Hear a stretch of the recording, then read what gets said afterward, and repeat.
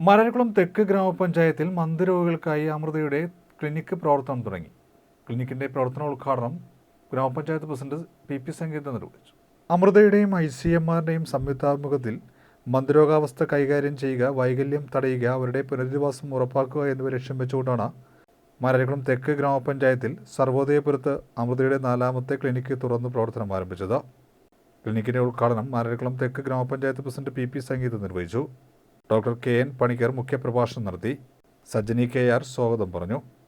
Saji Sebastian, medical officer doctor Nehida എന്നിവർ സംസാരിച്ചു.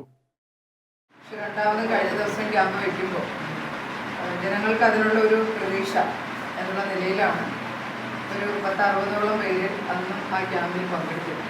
അപ്പോൾ സജനിമയുടെ അതിനകത്ത് പ്രത്യേകമായ ഒരു താല്പര്യമെടുത്ത് ഇന്ന ദിവസം ക്യാമ്പാണ്, ആളെ പങ്കെടുപ്പിക്കണം, ആളെ അറിയിക്കണം എന്ന് പറയുമ്പോൾ ഞങ്ങളും കൂടെ അതിനകത്ത് വലിയ താല്പര്യം എടുത്തിട്ടാണ് വാർഡ് മെമ്പർമാരൊക്കെ താല്പര്യമെടുത്ത് നമുക്ക് ഇങ്ങോട്ടേക്ക് ആളെ പങ്കെടുപ്പിക്കാൻ വേണ്ടിയിട്ട് കഴിഞ്ഞിട്ടുള്ളൂ. പക്ഷെ അതിൻ്റെ ഒരു തുടർ പ്രവർത്തനം ഇത്രയും താഴെത്തട്ടിലേക്ക് ഇറങ്ങി വന്ന് ആ ഒരു താല്പര്യമെടുത്ത് അതിനുള്ള ഒരു സംവിധാനം ഒരുക്കുമെന്നുള്ള ഒരു പ്രതീക്ഷ അന്ന് ഞങ്ങൾക്കില്ലായിരുന്നു. പക്ഷേ ഇപ്പോൾ വളരെ അതിൻ്റെ ഗ്രാസ് റൂട്ട് ലെവലിൽ തന്നെ ചികിത്സ ആരംഭിക്കുമെന്ന് അറിഞ്ഞതിൽ വളരെ സന്തോഷമുണ്ട്. അതുകൊണ്ടാണ് നമ്മൾ ഒരു കാലത്ത് അല്ലെങ്കിൽ ഒരു കാലയളവിൽ 4 പേരെ വെച്ചിട്ടാണ് നമ്മൾ ചികിത്സിക്കുന്നത്. അപ്പോൾ അവർക്ക് വേണ്ടുന്ന കാര്യങ്ങൾ ചെയ്ത് പിന്നെ അടുത്ത ടീമിനെ നമ്മൾ വിളിക്കും. അപ്പോൾ അത് തീർച്ചയായിട്ടും വളരെ നല്ല ഒരു കാര്യമാണ്. അവർക്ക് അതിൻ്റെ ഗുണം ഏറ്റവും ലഭ്യമാകട്ടെ എന്ന് ആശംസിക്കുകയാണ്.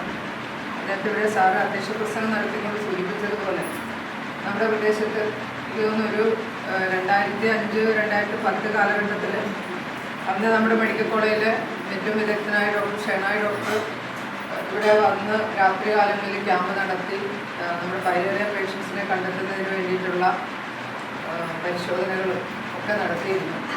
അപ്പോൾ അന്ന് മുതൽ നമ്മൾ ഈ പൈലേറിയ നിർമ്മാർജ്ജന യജ്ഞം വളരെ നല്ല നിലയിൽ ആരോഗ്യവകുപ്പിൻ്റെ നേതൃത്വത്തിൽ സംഘടിപ്പിച്ചിരുന്നതാണ്. പ്രത്യേകിച്ച് നമ്മുടെ അമ്പലപ്പുഴ ചെറുക്കല താലൂക്കുകളിൽ സാധാരണ കൂടുതൽ വെള്ളക്കെട്ടുള്ള പ്രദേശമാണ്. അപ്പോൾ അതുകൊണ്ട് തന്നെ നിറച്ച് കൊതുകുകൾ ധാരാളം ഉള്ളതുകൊണ്ട് തന്നെ അന്ന് പൈലേറിയ പേഷ്യൻസിൻ്റെ എണ്ണം വളരെ കൂടുതലായിരുന്നു.